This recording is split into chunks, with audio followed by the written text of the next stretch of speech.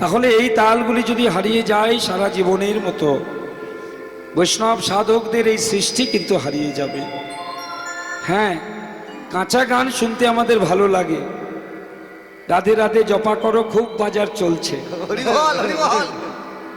নাকি না? শুনুন, আমি বারণ করব না, কিন্তু পাশাপাশি এই যে কীর্তনের যে ধারক বাহক ছিলেন যারা, তাদের সাধনার সম্পদগুলো আমরা শুধু রক্ষা করব বললে হবে না। কোথায় গাইবো যদি শুনতে না চায়? এখানে আমার একটা গাওয়ার অধিকার আছে, কেউ শুনলেও গাইবো, কেউ না শুনলেও গাইবো। এই জায়গাটা, এই মাটিতে, এখানে তো আমি বায়না পাওয়ার জন্য গান করব না। সুতরাং তবে আমি করি, আমি গাই, জোর করে হলো। বাচ্চারা যদি ওষুধ না খায় তাহলে ক্ষতিটা বাচ্চারই হবে। তাহলে বাচ্চাদের গাল টিপে হলেও, চেপে ধরে হলেও ওষুধ গেলাতে হলো। আর আপনারা তো ভক্ত, আপনাদের তো চেপে ধরতে লাগবে না, ভালোবেসে বললেই হবে। হরে কৃষ্ণ। ঘরের বাহির দণ্ডে শতবার, তিলে তিলে সে যায়, মন উচাটন নিঃশ্বাস সঘন, কদম্ব কানন ছয়। রাধারানী দেখছেন, সখীরা সবাই লক্ষ্য করেছেন, রাধারানীকে দেখছেন, দেখছে একবার ঘরে বসছেন, একবার বাইরে আসছেন, ঘরে বসছেন, কিছুতেই এক জায়গায় স্থির হচ্ছে না। মন যেন উচাটন, চঞ্চল মন, আর নিঃশ্বাসটা সঘন, মানে বারবার ফেলছে, আর বারে বারে ওই দিকে তাকাচ্ছে, ওই দিকে, ওই যে কদম্ব কানন, কদম গাছের বন, ওই দিকে। কেন?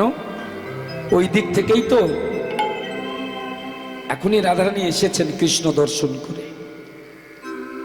তো যখন কৃষ্ণ দর্শন হয়, এবার সিদ্ধান্তে আসুন। রাধারানী কৃষ্ণ দর্শন করে এসেছেন, তার মন উচাটন, নিঃশ্বাস ঘন ঘন পড়ছে, বারবার বাইরে যাচ্ছে, ভিতরে আসছে। এটা আপনাদের ক্ষেত্রেও হয়, ভক্তের ক্ষেত্রেও হয়।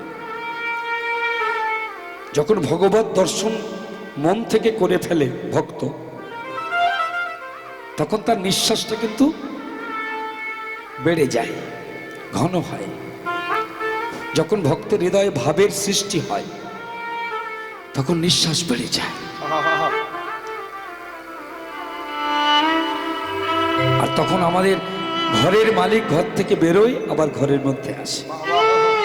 জীবাত্মা কই? রাধা কোথায়? রাধা তো আমাদের সবার এখানে বসে আছে, এই যেখানে। এই যে আমি যখন ভালো কিছু খেলাম, আমার মন, আমার আনন্দ হলো, আনন্দটা কোথায় হলো? কে পেল? আমি ভালো কথা শুনলাম, ভালো গান শুনলাম, আনন্দ হলো। আনন্দটা শরীরের কে পেল? আমার হাত আনন্দ পেয়েছে? আমার পা পেয়েছে? চোখ পেয়েছে? না, আনন্দ পেয়েছে আমার হৃদয়ের মধ্যে বসে থাকা আমার জীবাত্মা রূপী রাধা। তিনি সাক্ষাৎ আনন্দ। এই জগতের বুকে আমরা যা কিছু করি, সব কিছু কিন্তু আনন্দের জন্য করি। তাই বিশ্বকবি রবীন্দ্রনাথ সুন্দর এখানে বলেছেন, তুমি মোর আনন্দ হয়ে ছিলে আমার খেলায়, তুমি মোর আনন্দ হয়ে ছিলে আমার খেলা, আনন্দে তাই ভুলেছিলে, আনন্দে তাই ভুলেছিলে, কেটেছে দিন হেলায়। তুমি আমার মধ্যে আছো বলেই আমাদের এত আনন্দ। আমার সুখের দিনেও তুমি আমার কাছে আছো, আমার দুঃখের দিনেও তুমি আমার কাছে। আমি কীর্তন শুনলেও তুমি আমার মধ্যে আছো, আর আমি কীর্তন না শুনলেও তবু তুমি আমার মধ্যে আছো। কিভাবে আছো বর্ণনা দিলেন বিশ্বকবি। কিভাবে আছে ভগবান আমাদের মধ্যে? গোপন রহি গভীর প্রাণে আমার দুঃখ সুখের গানে, গোপন রহি গভীর প্রাণে আমার দুঃখ সুখের গানে, সুর দিয়েছ তুমি। কি তাই তো? এই যে আমার গলায় সুর কে দিয়েছে? আমার বাবা, আমার ঠাকুর দাদা না, সুর দিয়েছ তুমি। কিন্তু আমরা এমন বোকা, তোমার দেওয়া সুর নিয়ে কত গান করছি, আমরা অন্য গান করছি। আমাদের ইচ্ছা হয় না যে তোমার গানটা গাই। হরে কৃষ্ণ হরে কৃষ্ণ কৃষ্ণ কৃষ্ণ হরে হরে, হরে রাম রাম রাম হরে। আমি তোমার গান তো গাইনি আমার হিয়ার মাঝে লুকিয়েছিলে, দেখতে আমি পাইনি, তোমায় দেখতে আমি পাইনি। গোবিন্দ, তুমি আমার হৃদয়ের মধ্যে লুকিয়ে আছো। লুকিয়ে আছো শব্দটা কেন বললেন? এই তো বুঝতে পারছি তিনি আছেন। এই যে আস্তে আস্তে আস্তে আস্তে বাহাতটা দিয়ে এই বাদিকটা চেপে ধরুন, বুঝতে পারবেন তিনি আছেন। তা লুকিয়ে আছে কেন? বাবা, এই হচ্ছে রবীন্দ্রনাথ। এনার কথা বুঝতে গেলে বিদ্যা এবং বুদ্ধি দুটো থাকতে হবে। বলছে ডাক্তারেরা যদি অপারেশন করে, যারা সার্জিক্যাল ডাক্তার, সার্জারি করে আমাদের শরীরের ভিতর থেকে সব বের করতে পারে, লিভার, কিডনি, যকৃৎ সব, কিন্তু এমন কোনো সায়েন্টিফিক আছে, কোনো ডাক্তার আছে আমার প্রাণটাকে টেনে বার করবে? প্রাণ বার করতে পারবে কেউ? প্রাণ কোথায় আছে জানে কেউ? কেন জানে না জানেন? ভগবান এখানে আছে আমরা বুঝতে পারছি, আমার প্রাণ আছে বুঝতে পারছি, আমার জীবন আছে বুঝতে পারছি, কিন্তু কোথায় আছে আমরা জানি না। এই জন্য বলছে গোপন। বাহির পানে চোখ মেলেছে, বাহির আমার হৃদয় পানে চাইলে আমার। হিয়ার মাঝে লুকিয়েছিলে, দেখতে আমি পাইনি, তোমায় দেখতে আমি পাইনি। আমার হিয়ার মাঝে লুকিয়েছিলে, দেখতে আমি পাইনি, তোমায় দেখতে আমি পাইনি। বৈষ্ণব কবি তিনি বলছেন, ঘরের বাহির দণ্ডে শতবার। বারবার আমার জীবাত্মা ঘরের, এই যে দেহ ঘর, মনে রাখবেন ভগবান আমাদের নিঃস্ব করে পাঠায়নি, আমাদের দরিদ্র করে পাঠায়নি। কোটি কোটি টাকা দিয়ে 5 তলা বাড়ি দিয়ে বাড়ির মালিককে দিয়ে পাঠিয়েছেন। 5 তলা বাড়ি, এই যে আমাদের শরীর। প্রথম তলায় আছে খিতি, খিতি মানে মাটি। দ্বিতীয় তলা এই জায়গাতে আছে জল, অপ মানে জল। 3 নম্বর তলা এইখানে আছে তেজ, তেজ মানে কি? এই যে হজম হচ্ছে আমাদের, ডাইজেস্ট হচ্ছে, তেজ। ভগবান এমন বড় বিজ্ঞানী, কতটা টেম্পারেচার দিলে এই উচ্চতার মানুষ, এত কেজি ওজনের মানুষের শরীর সুস্থ থাকবে, সেটা ভগবান জানে। একটু যদি টেম্পারেচার বেড়ে যায় বা কমে যায়, ডাক্তার বলবে তুমি অসুস্থ। চিন্তা করুন ভগবান আমাদের জন্য কি করেছে, আর তার গুণমহিমা, তার রূপমহিমা, তার কথা শুনতে আমাদের যদি অবহেলা হয়, অবজ্ঞা হয়, এত বড় দুর্ভাগ্য আর নাই, তাই না? ভগবান এই 4 তলায় কি দিলেন? 3 তলায় তেজ, 4 তলায় কি দিলেন? এখানে দিলেন মরুত। মরুত মানে হাওয়া, এই যে নিঃশ্বাস।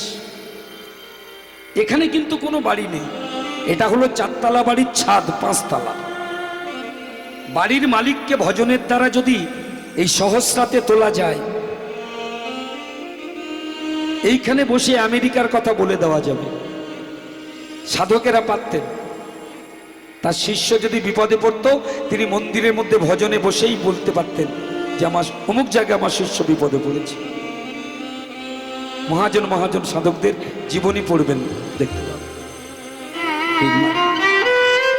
প্রশ্ন হলো, ভগবান 5 তলা বাড়ি নিজের হাতে তৈরি করেছেন, 206 হাড় দিয়ে, রক্ত মাংস দিয়ে এই যে 5 তলা বাড়ি করে আমাদের দিয়েছেন। ভগবান কোন তলায় আছে? শরীরের কোন তলায় তিনি আছেন? 1 তলাতেও নেই, 2 তলাতেও নেই, 3 তলাতেও নেই। এখানে আছে ভগবান, এখানে আছে। ঠিক 4 তলা 3 তলার মাঝখানে চোরা কুঠুরি, এখানে তিনি আছেন। কি ডেঞ্জারাস পজিশন দেখুন, হরাইবল পজিশন। এখানে হাওয়া, এখানে আগুন। আগুনের গায়ে যদি হাওয়া লাগে কি হয়? কি হয়? আগুন দ্বিগুণ মাত্রায় বেড়ে যায়। সেই ভয়ঙ্কর জায়গাতে ভগবান এখানে বসে আছে। কেন জানেন? ভগবান কোনো বাড়ি দখল করতে পছন্দ করে না। 2 ছেলে, বাবা, মেয়ে নেই, অনেক কষ্ট করে ছেলে দুটোকে মানুষ করেছে জানেন। অনেক কষ্ট করে হাড় ভাঙা পরিশ্রম করে মাথার ঘাম পায়ে ফেলে 2খানা ঘর বেঁধেছে। 2 ছেলের বিয়ে দিয়ে দিল। কি আশ্চর্য, 2 ছেলে টুকটুক করে বউয়ের হাত ধরে এক একটা ঘর দখল করে নিল। বড় ছেলে তার ঘরে গেল, ছোট ছেলে তার ঘরে চলে গেল। 2 ঘরে 2 ছেলে বৌমা প্রবেশ করে ভেতর থেকে আবার খিল দিয়ে দিল। জ্যোৎস্না রাত, মেঘলা আকাশ, ঝিরঝিরে বৃষ্টি নেমেছে। কর্তা গিন্নি বারান্দায় একটা মাদুর পেতে শয়ন করেছে।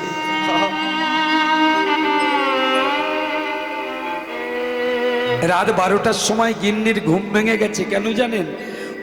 ওই বৃষ্টির ঝটকায় এসে কর্তার একটা পাশ ভিজিয়ে দিয়েছে। আঁচল দিয়ে, জ্যোৎস্না রাত, তার মধ্যে বৃষ্টি, আঁচল দিয়ে কর্তার গায়ের জলটা মুছিয়ে দিচ্ছে গিন্নি। কর্তার ঘুমটা ভেঙে গেছে। তুমি ঘুমাওনি? বলে আমি কি করে ঘুমাবো? মানুষটা এমন করে বৃষ্টির জলে ভিজবে আর আমি ঘুমাবো? দুজনে এবার মাদুরের উপর উঠে বসেছে। রাত 12টা। গিন্নি বলছে, আগো একটা কথা বলবো তোমায়। বলো। কষ্ট করে 2 ঘর বেঁধেছ, 2 ঘরে 2 ছেলে বৌমা চলে গেল। আচ্ছা, আমি কি তোমার কেউ না?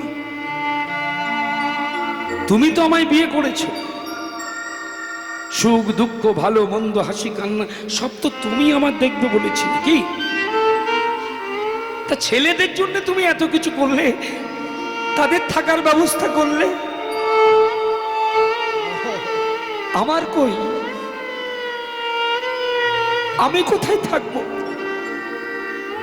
কর্তা বলছে, গিন্নি আমি তোমার চিন্তা করে রেখেছি, তোমার আমার দুজনার চিন্তা করেছি। আচ্ছা গিন্নি, এত বড় বড় ঘর আমাদের কি কাজে লাগবে বলো দেখি? তাই আমি ভেবে দেখলুম, কটা দিন আর থাকবো বলো? কটা দিন? এতদিন যাদের জন্য পরিশ্রম করেছি তারা সুখে আছে, তারা ভালো আছে, এটাই তো যথেষ্ট। আর তুমি যদি বলো তোমার চিন্তা আমি করিনি, তাহলে ভুল কথা। ওঠো ওঠো গিন্নি, ওঠো, তোমাকে দেখাচ্ছি তোমার জন্য আমি কি ব্যবস্থা করেছি।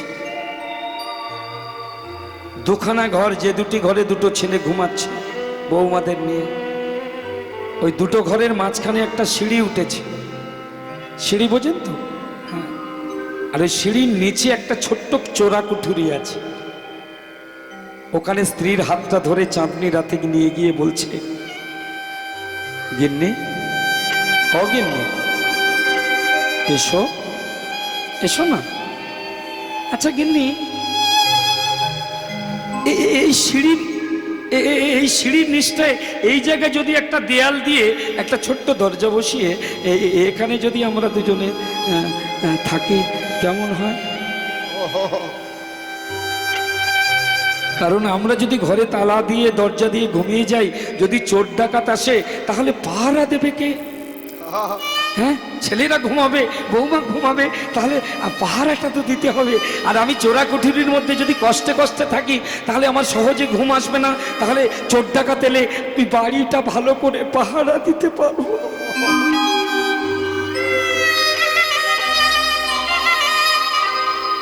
গিন্নি স্বামীর গলাটা জড়িয়ে ধরে বলছে, ওগো